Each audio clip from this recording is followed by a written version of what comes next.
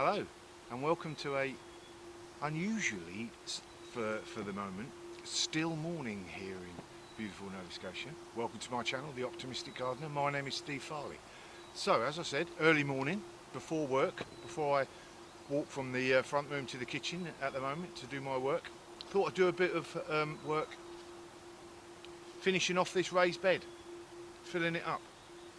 And I've been really looking forward to getting these raised beds going, getting that extra space in my garden. And of course, raised beds are absolutely brilliant, a brilliant idea.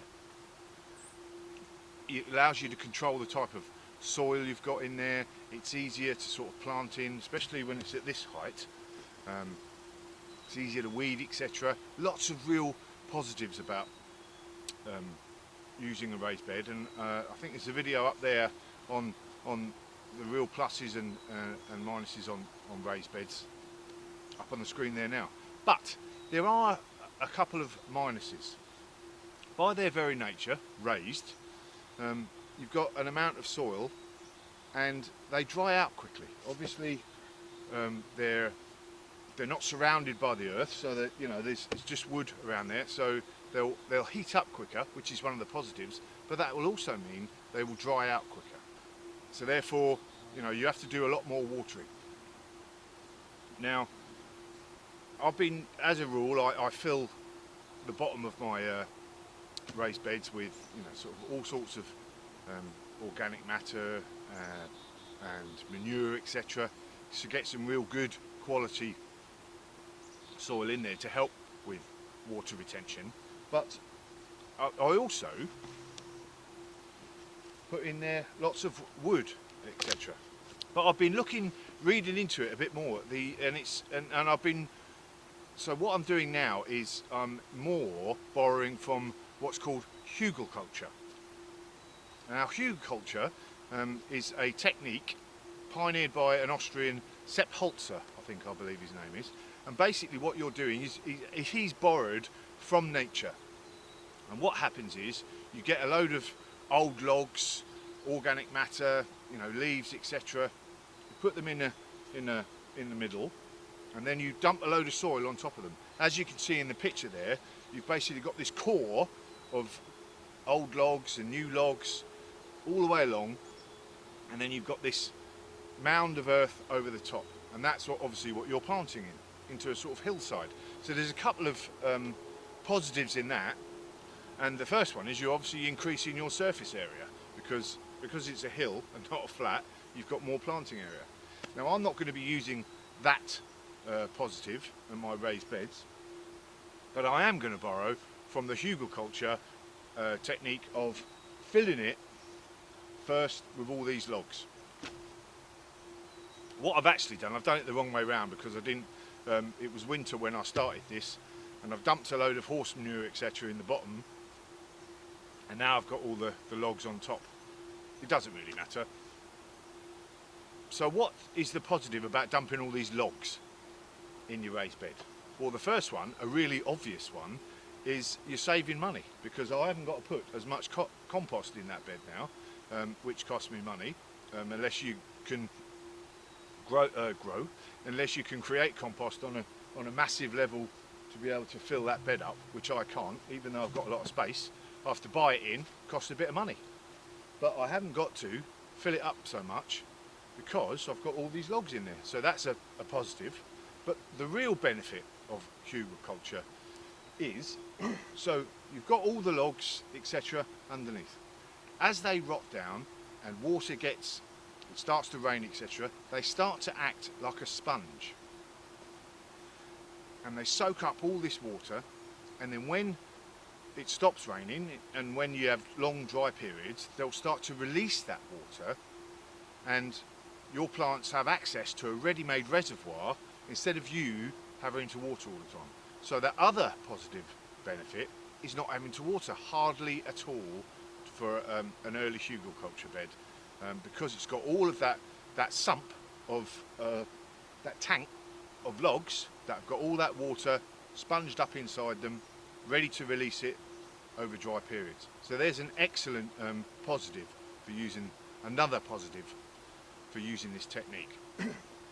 Also, obviously, as they start to rot down, they're also providing a home for all the little bugs, etc., insects that are really positive for acting in your soil, and they provide that home, and the insects obviously eat the logs and then deposit their doings, which obviously enriches your soil, and as it rots down, it starts to create that beautiful soil that only you find in forests, on the forest floor.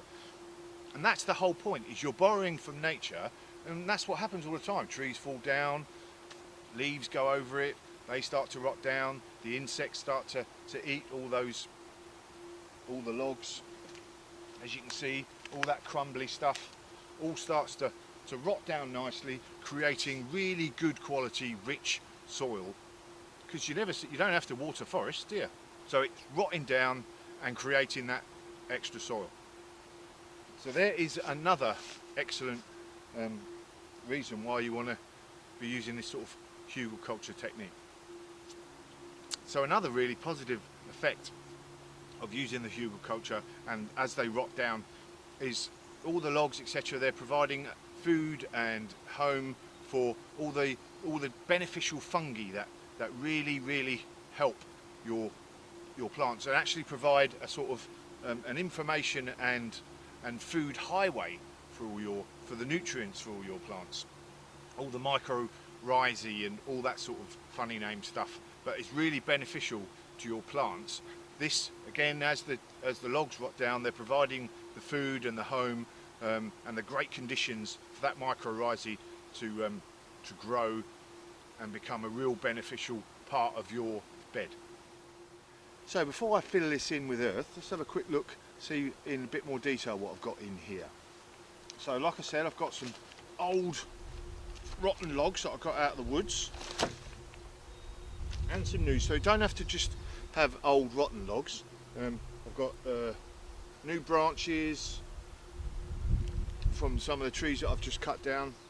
I've got all sorts of bits of compost in here, some of the kitchen scraps, etc.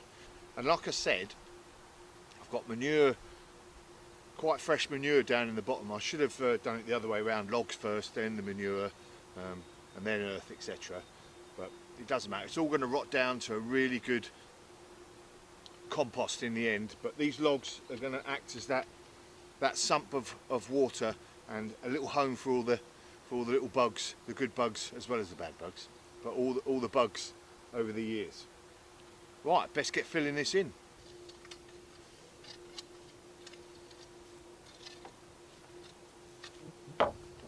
There we go, all done. Took a few barrel loads. I reckon that was a good 5, 6, 7, about 8 barrow loads of earth there. But that's all done now, happy with that. You can get planting. So obviously we've got all the logs, etc. underneath, but even so, I've got a good, grow a nice carrot in that depth, I think, easy. Anything else will grow really well in this in that depth. So obviously as the logs and the manure underneath rot down, it will sink down as well. So over the next couple of years I'm going to have to, I'll probably be putting a good another foot, half a foot worth of compost in every year.